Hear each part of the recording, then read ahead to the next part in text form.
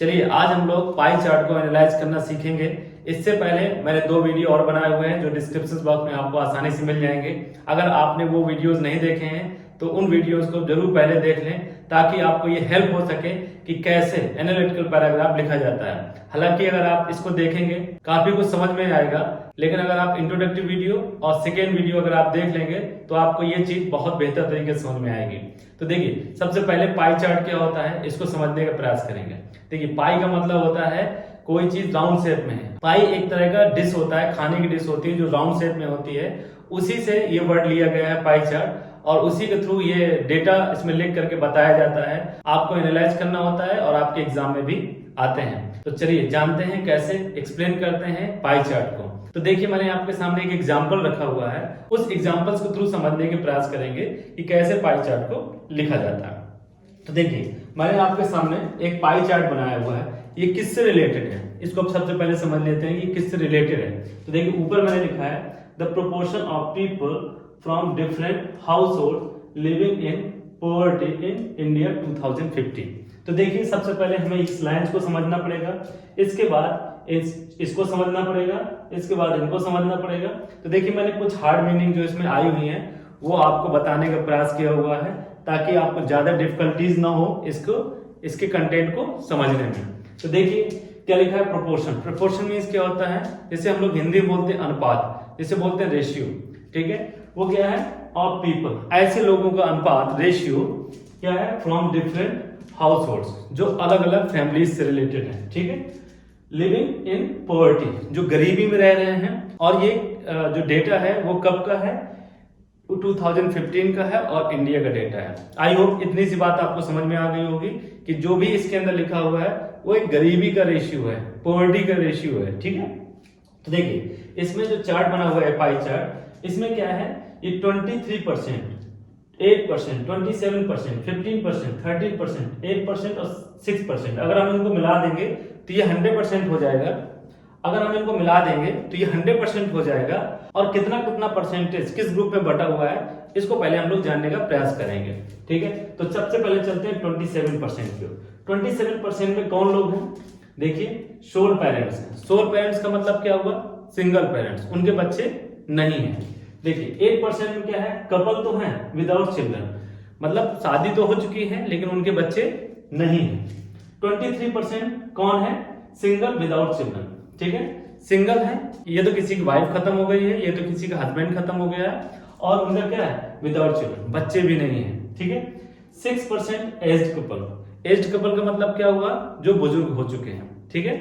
फिर क्या है 8% सिंगल एज्ड पर्सन, सिंगल है, एज्ड मतलब बुजुर्ग हैं और वैसे पर्सन है, ठीक है।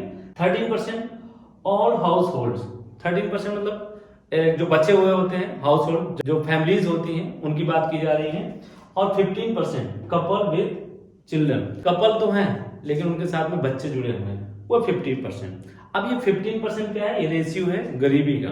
तो आई होप यहां तक आपको समझ में आ गया होगा कि कौन लोग कितने गरीब हैं। जो जितने कम गरीब हैं उतना ही कम परसेंट उनके लिए लिखा हुआ है। तो इसमें देखिए सबसे ज्यादा जो गरीबी की कगार पर है वो 27% और 23%। तो 27% में क्या है, सोल पेरेंट्स। सोल पेरेंट्स का मतलब है सिर्फ पेरेंट्स हैं और उनके बच्चे नहीं हैं, तो वो लोग ज्यादा गरीब हैं। 23% में क्या है, सिंगल विदाउट चिल्ड्रन, सिंगल है बच्चे भी नहीं है, ठीक है, वो लोग आ रहे हैं। अब ये क्यों नहीं है, कैसे नहीं है, इस पर आपको नहीं जाना है। जो भी आपका डेटा दिया हुआ है उस पर आपको स्टिक रहना है, आपसे उससे हटना नहीं है, ठीक है। उसके अंदर घुसना नहीं है, जो जो चीजें कह रहे हैं उसको ओवरऑल आपका जो भी इसका सोल्यूशन है वो आपको देना है, ठीक है। देखिए कुछ यहाँ पर हार्ड मीनिंग यूज हुई है जिनको आपको शायद नहीं आ रही होगी, तो मैंने यहाँ पर उसकी सेकेंड मीनिंग लिखी हुई है, तो ये हेल्प करेगी आपको समझने में, ठीक है। मैं फिर से बोल रहा हूं, अगर आपने फर्स्ट और सेकेंड वीडियो मेरा नहीं देखा है तो डिस्क्रिप्शन बॉक्स में जाकर के आप उसको जरूर देखिए। उसको कैसे लिखना है ये मैंने आपको पहले बता दिया है, लेकिन मैं आपको फिर से बता रहा हूं। इसको 3 पोर्शन में लिखना होता है। पहला इंट्रोडक्शन पोर्शन होता है, दूसरा उसकी मेन बॉडी होती है, तीसरा उसके कंक्लूजन होता है। तो यहाँ पर मैंने अभी 2 पोर्शन लिखे हुए हैं, तो 2 पोर्शन के बाद मैं थर्ड पोर्शन आपको समझाऊंगा। तो पहले जो 2 पोर्शन है उनको पहले समझने की कोशिश करते हैं। जो पहला पोर्शन होता है वो इंट्रोडक्टरी होता है, सेकेंड होता है मेन बॉडी जो आपके सामने लिखा हुआ है, ठीक है। तो देखिए फर्स्ट पैराग्राफ में आपको सिर्फ लिखना होता है कि चार्ट के अंदर क्या है, ठीक है। चार्ट के अंदर क्या दिया गया है, तो उसका क्या है ना, आपको बेसिक इंफॉर्मेशन मिल जाती है। ठीक है, देखिए कैसा, अभी मैंने आपको बताया, तो देखिए क्या लिखा, द फॉलोइंग पाई चार्ट। जो ये चार्ट है सोच दिखाता है, क्या दिखाता है, 7 डिफरेंट कैटेगरीज। कितने ग्रुप्स हैं इसमें, 1 2 3 4 5 6 7 कैटेगरीज हैं। किसके, हाउस होल्ड। हाउस होल्ड का मतलब यहाँ पर मैंने लिखा फैमिलीज। ठीक है, इन इंडिया इन 2015। देखिए इसका भी यहाँ पर जिक्र किया गया, तो आपने एक फौरी तौर पर उसका इंट्रोडक्शन दे दिया कि उसमें क्या लिखा हुआ है। ठीक है, अब चलते हैं इसी मेन बॉडी पर। मेन बॉडी में आपको ये समझाया जाएगा कि ओवरऑल इसमें क्या है। ठीक है, तो देखते हैं क्या है इसमें। इट इज क्लियरली एविडेंट, ये साफ तौर पर जाहिर है। तो एविडेंट का मतलब यहाँ पर जाहिर होना है। थ्रू द पाई चार्ट, इस पाई चार्ट के थ्रू क्या जाहिर हो रहा है, दैट 27% ऑफ टोटल पॉवर्टी, जो 100% पॉवर्टी का है, तो उसका जो 27% आया हुआ है वो कौन लोग हैं, देखिए सोल पेरेंट्स। तो मैंने यहाँ पर उसका जिक्र किया हुआ है, 27% of the total poverty stricken. Stricken मतलब होता है पीड़ित होना, ग्रस्त होना। ठीक है, हाउस होल्ड, ऐसी फैमिली आर दोज, वो लोग हैं ऑफ सोल पेरेंट्स। कौन है वो, देखिए मैंने लिखा हुआ है सोल पेरेंट्स। तो वो कौन लोग हैं, सोल पेरेंट्स जो 27% गरीबी रखते हैं। ठीक है, इसके बाद मैंने लिखा है सिंगल पीपल विदाउट चिल्ड्रन। ठीक है, अकाउंट्स फॉर का मतलब है रिस्पॉन्सिबल फॉर होना या ऑक्युपाइड कर लेना। ठीक है, तो फिर क्या है, देखिए यहाँ पर क्या लिखा हुआ है, पीपल विदाउट चिल्ड्रन, ऐसे लोग, ऐसे पीपल जो बिना बच्चों के हैं। अकाउंट फॉर, वो जिम्मेदार है किस बात के, second high proportion. Second high proportion कौन है, 23%। तो देखिए लिखा ना सिंगल विदाउट चिल्ड्रन। ठीक है, फिर इसके बाद क्या लिखा, for the second highest proportion, ये हो गया विद 23%। मैंने उसको परसेंटेज भी आपके सामने लिख दिया। तो चलिए अब चलते हैं इन कंट्रास्ट की बात। इन कंट्रास्ट का मतलब क्या हुआ, इसके विरोध में। इसके विरोध का मतलब क्या हुआ, तो अब कौन कम गरीब है उसकी तरफ हम लोग चलते हैं। ठीक है, तो कम गरीब कौन से हैं उसको देखते हैं। लिखा है in contrast to the couples without children. ठीक है, कपल्स विदाउट चिल्ड्रन, ऐसे कपल जो बिना बच्चों के हैं, दैट अकाउंट फॉर जस्ट 8%। वो सिर्फ कितने गरीब हैं, ऐसे लोग सिर्फ 8% गरीब हैं, ज्यादातर सब क्या है, अमीर हैं। ठीक है, फिर क्या है, नेक्स्ट है कपल्स विद चिल्ड्रन, ऐसे कपल जो चिल्ड्रन के साथ में, ये लिखा ना, तो वो क्या है, अकाउंट फॉर 15%, वो सिर्फ क्या है 15% है। ठीक है, फिर इसके बाद क्या है, of the poor house hold, ये फैमिली हो गई, सिंगल एज पर्सन। ठीक है, एंड एज्ड कपल्स, तो सिंगल एज पर्सन और एज्ड कपल वो कौन कौन है, ये 8 और 6 नंबर, सिंगल एज्ड और यहाँ पर कपल विदाउट, नहीं सॉरी एज्ड कपल्स।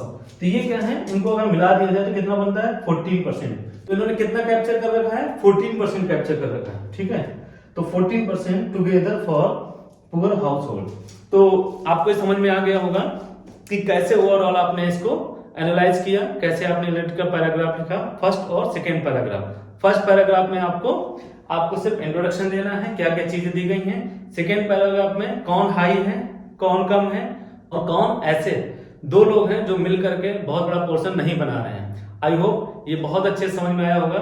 अब चलते हैं थर्ड पैराग्राफ की ओर। चलिए कंक्लूजन वाले पैराग्राफ पर चलते हैं अपन लोग, तो देखते हैं अपन लोग थर्ड पैराग्राफ कैसे लिखते हैं। हालांकि सेकेंड वीडियो में इसका जिक्र मैं बहुत अच्छे से कर चुका हूं, लेकिन इस बार जो पाई चार्ट है उसका कंक्लूजन कैसे करना है इसको देखते हैं। ठीक है, तो देखिए इसमें क्या लिखा हुआ है, ओवरऑल 30% ऑफ हाउस होल्ड। तो याद रखना है कि इसमें ओवरऑल चीज लिखनी है। ओवरऑल का मतलब है जो इसमें रिजल्ट निकल करके आया, आपने क्या उसमें समझा, क्या रिजल्ट निकल करके आया, उसको जिक्र करना है आपको। ठीक है, तो इसमें क्या लिखा है, overall 30% of all house hold. तो देखिए 30% हाउस होल्ड मतलब है कि इन सब चीजों को हटा दिया जाए तो सिर्फ 30% बचा हुआ है, वो सभी के सभी फैमिलीज में अगर मिला दिया जाए तो उसका जो रेशियो निकल रहा है वो 13% निकल रहा है, और 13% में ओवरऑल हो रहा है बचा हुआ। ठीक है, बाकी 30% of all house hold in India living under poverty, poverty के अंतर्गत आते हैं। ठीक है, ये आपने निकाला, बचा हुआ था ये। द यंगर जनरेशन मतलब जो छोटे एज के लोग हैं, तो वो देखिए उनके बारे में तो क्या लिखा हुआ है इसमें, the younger generation had a greater poor percentage. जो छोटी एज के लोग हैं तो उनका जो परसेंटेज है पुअर्टी का वो ज्यादा है, देन बजाय मतलब compare than their age counterparts. ठीक है, अगर हम एज ज्यादा एज वालों लोग देखेंगे तो वो ज्यादा अमीर हैं, और जो ज्यादा छोटे हैं उनको ज्यादा गरीब हैं, ठीक है। Couples without children had better, तो जो ऐसे कपल हैं जो विदाउट चिल्ड्रन हैं had a better economic condition, तो उनकी जो इकोनॉमिक कंडीशन है, उनके पास जो पैसा है वो ज्यादा बेहतर है बजाय किसके, देन दोज विद चिल्ड्रन, बजाय उनके जिनके बच्चे हैं। क्योंकि बच्चे जब होते हैं तो आदमी की रिस्पॉन्सिबिलिटी ज्यादा होती है, हालांकि इसको आपको नहीं लिखना है, वो तो मैं आप लोगों से चर्चा कर रहा हूं, तो इस बात को ध्यान दीजिएगा।